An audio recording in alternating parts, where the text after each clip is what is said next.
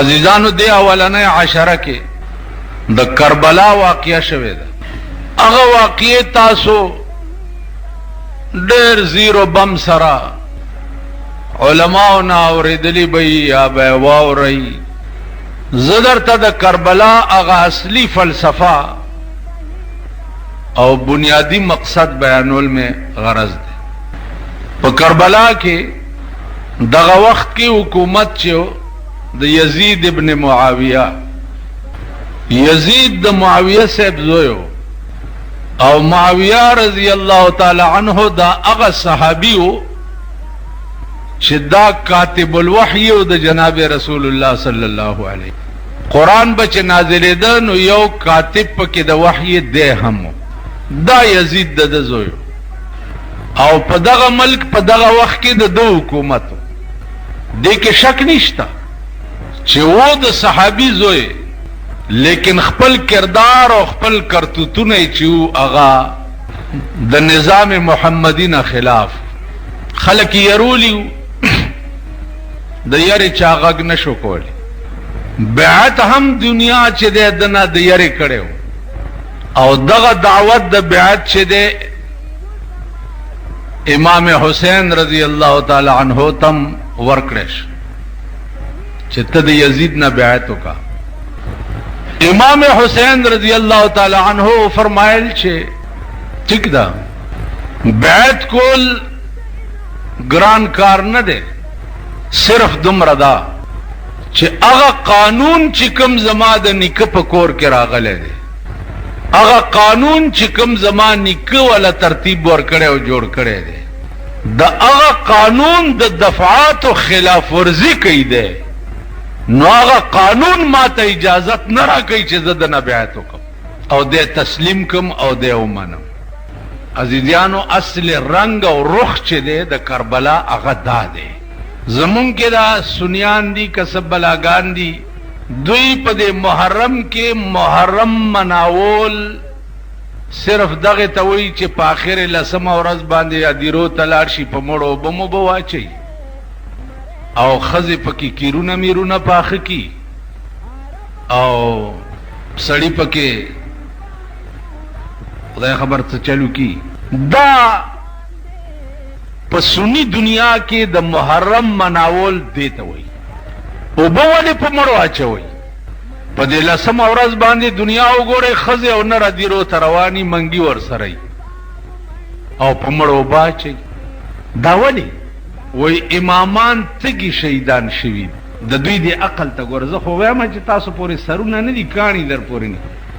امامان سور لسو کال وشو تگی په کربلا کې شهیدان شوید او تو بدل تا په خپلو مړو باندې اچي. نو ته په ایمان وای چې تگی ته او بزس کم نو ته په مړیږي. اوس د دې قوم عقل دی. تاسو هر کلی هر وطن دی ټول صوبه سرحد کې وګورځئ په لسم او نهم محرم باندې دا دیری ډکی او دی کلالانو بار منګی لګولی او نرغه دی چې نوې منګیالی او بونه ډکی او دیری ته وړي او یو کټوره او په مړو باندې چې امامان تګي شهیدان شي. تاسو خلق زه خو ځکه وایم چې د سړی زامن ورک شو.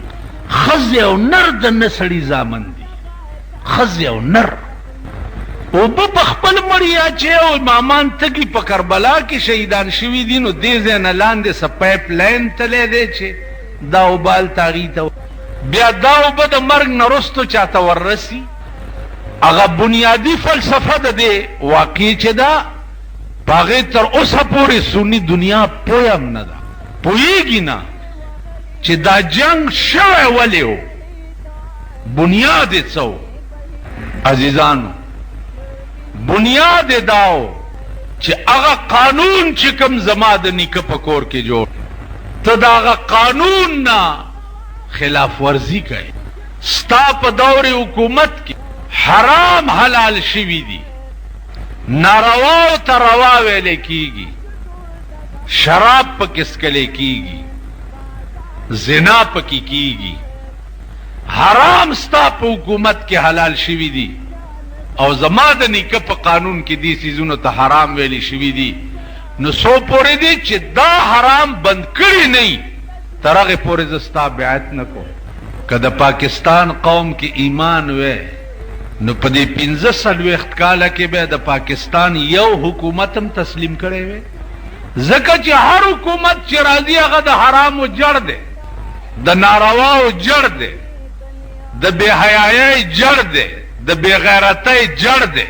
هر حکومت چې راځي نو دا حکومتونه د دې قابل دي چې دې ته سړی سر ټیټ کړي او دا تسلیم کړي. د امام حسین بنیادی جګړه دا وه.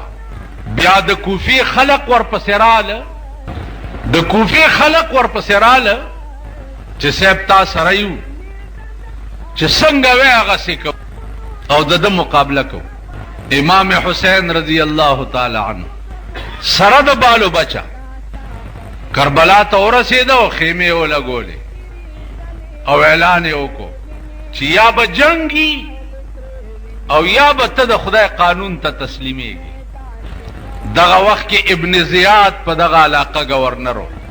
ابن زیاد نامه یې وه او ده ته به یې وي ابن مرجانه. بادشاه حکم و چې ختم یې کوي. عزیزانو دا اهلی کوفه چې دي دا ټول ته وتښتېده په خاص وخت کې. امام حسین رضی الله تعالی عنہ صرف خپل خاندان 72 کسان پاتې شو. اوس څه کوي؟ دوی چې سر قربانوم، بچی قربانوم، لیکن د باطل پلاس کې لاس نگدم. ابن زیاد فوج راوستو تی گیر چاپیری په 72 کسانو باندې جنگ شروع کو چې دا 72 بدر باندې قربانوم یا به ته قرآن ته سرنگون کی. جنگ شروع شو. عزیزانو نمبر په نمبر د خاندان رسول بچی به قربانې ده نمبر په نمبر. په دغه وخت کې د شاه قاسم کویدن شوی وه. اوس خیمې لګېدلې دي او د شاه قاسم کویدن هم شوی ده، جنگ هم شروع دی. امام حسین رضی الله تعالی عنہ وی چې جنگ هم شروع دی خو کویدن چې شوي نو سنتو باندې عمل کول ضروری دی. راځئ چې دا ډولی هم راوړو. امام حسین د یار په خط و خال باندې بچی قرباني، بچی په قرباني. زنانه ته وی چې دا د شاه قاسم واده پکې وکړي نو یو خیمې نه بلې خیمې نه ډولی هم راوړ او دغه شهیدانو د وینو نکریزې لاس باندې جینۍ ته ولګو. د شپې ړومبی شپه ده، آواز وشو چې راوځه جنگ لا. توره راواغسته. ناوې ورته څه وایي؟ ناوې ورته څه وایي؟ ځانونو ته وګورئ. تاسو کې چې ودونه یي ځانونو ته وګورئ، ډولۍ ته مو ګورئ، هغه جنجونو ته مو ګورئ، وریجې چې پخ کړي خلکو ته ټوکرای ټوکرای کېږي دغې ته وګورئ، دا غټ سریم چې والا راغوښتي دغې ته وګورئ، د شاه قاسم واده ته مو ګورئ. د شاه قاسم بی بی قاسم توی جانا نا مزه زمانا. د لومبۍ شپې ناوې ورته.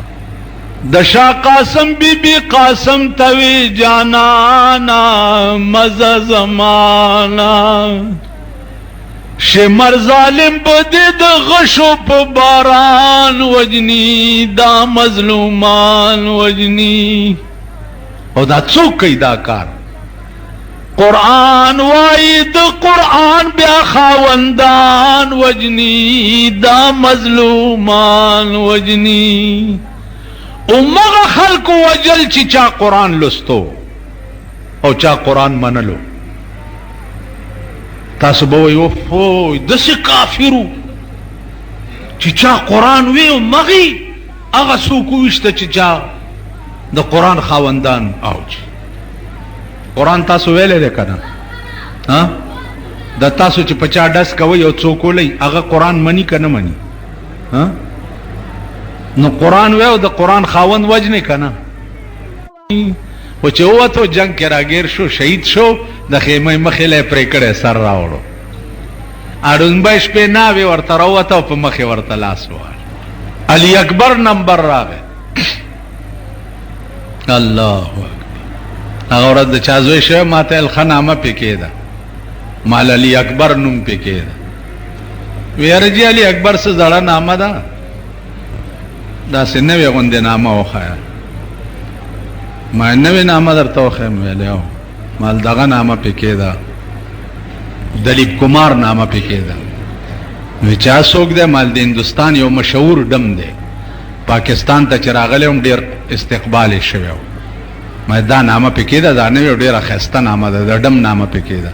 زه خدای دې د دغه زوی سر کپ په خوله که چې دا تا راوړی دی ورکېږه. علي اکبر وایي زړه نامه ده. دا خلق دی، دا څه قوم دی. اوس ما نه څوک تپوس وکړي داسې غوسه راشي ویم چې لخته را سره یو دا شونډې پې وپړسم، سخت ورید پرید کېږم. علي اکبر نمبر راغو، خیمه کې توره راواغست.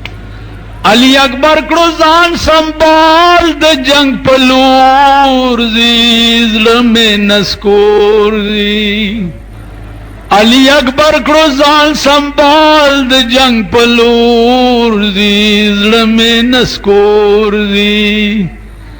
پستر ګوړل شا چې څوک داسې شهزادګان وجني، دا مظلومان وجني. او چې بار ووتو د تورو په منځ کې ګیر شو، علي اکبرم انا لله و انا الیه راجعون. امام حسین نمبر راغی، 10 محرم دی. आवाज شو چې ماشوم پیدا شو په خیمه کې، لګ بانګ ورته غوږ کې وایا. نو بیا ځه جنگ لا راوړی. امام حسین ماشوم په غېږ کې واغستو، غوږ کې ورته اذان کوي، غوږ کې ورته بانګ وایا. بیا ځه ماشوم یې غېږ کې واچولو، اذان یې ورته شروع. چې اذان یې شروع کړو، غشی راغی د ماشوم په دې ځای کې ننوت او دې ځای نه ووت. اوس پیدا شوی امام حسین د مرۍ هغه وینې په لاس کې راوچتې کړې او اسمان ته لړه کړې چې او د خط و خال مالکه چې زه در باندې عاشق ما د نن ورځې پیدا شوی ماشوم هم ستا په خط و خال باندې قربان کړو. چې بی بی زینب رضی الله تعالی عنها دا خور و د امام حسین رضی الله تعالی عنه. دی چې څه وخت کې ولیدو چې زما رور د تورو په منځ کې ګیر شو، نو دی د خپلې خیمې نه بې اختیاره بار را منډه کا. امام حسین رضی الله تعالی عنه هغه جنگ پرېښو او خور پسې را منډه کړه، د لاس نه یې ونیوه او خیمې ته یې دننه کړه او ورته تقریر ورته وی چې خورې خبره واوره، که تا په خپل اختیار باندې په خپل اختیار خپل سطر مات کړو او پردي سړي ته ولیدې، نو الله به سزا درکوي. اوس دا خبره امام حسین په داسې وخت کې خپل خور ته کوي چې تمام اهل بیت رسول د خیمو سره علال کړي پراته دي. د وخت ته وګورئ او د امام حسین خپل خور ته د سطر تلقین ته وګورئ. دا څه د عقل خبرې نه دي، نه دا د سوچ خبرې دي. دا هغه خبرې دي چې نه په عقل کې راځي، نه د چا په تصور کې راځي او نه د چا په سوچ کې راځي. عزیزانو چې په 10 محرم بالکل صفایا وشوه د ټول خاندان رسول. شاه قاسم د ړومبۍ شپې ناوې تی پاتې شوه، هغم قربان شو. علي اکبر غوندې زلمی چې ټوله کربلا به د هغه د حسن په تماشا وه. بیا په دې مړو جړا کوونکي بی بی زینب وه. علما لیکي چې بی بی زینب حسن دومره اوچتو چې په دغه وخت کې په مخ د ځمکه د زینبي عمره ښایسته ښځه څوک نه وه. چې 10 محرم ماښام صفایا وشوه، نو د ابن زیاد فوج چې دی په خیمو حمله وکړه او د خیمو نه زنانا او ماشومان دا د فوج په بند کې لاستړلی راوویسته او یزید ته روان کړ. یو ډیر لوی ظلم بد شوی دی بل چې د ابن زیاد فوجیانو د امام حسین سر چې غوس کو، نو هغې کې تار واچولو، امام زین العابدین ته په غاړه کې ځوړند کو. د هغه په غاړه کې دا سر ځوړندو، په دغه قافله د بی بی زینب کې زین العابدین هم روان. انتها د ظلم، انتها ده. عزیزانو هغه کم ظلم اهل بیت رسول د یزید سره یا د ابن زیاد سره کړو چې دومره عظیمه سزا ولا ورکړه. دا هم بنی آدمو چې دا چا د امام حسین په سر کې مزه چوله او زین العابدین ته په غاړه کې ځوړند کړو، دا مسلمانانو. او د یزید فوجیانو بیا هغه بیبیانې د خیمو نه راوویستې او یزید حکم کړی چې ماته پیش چې د یزید مخې ته پیش کړه. نو یزید ورته وویل چې ودلیدو د خپلو باغیانو حال.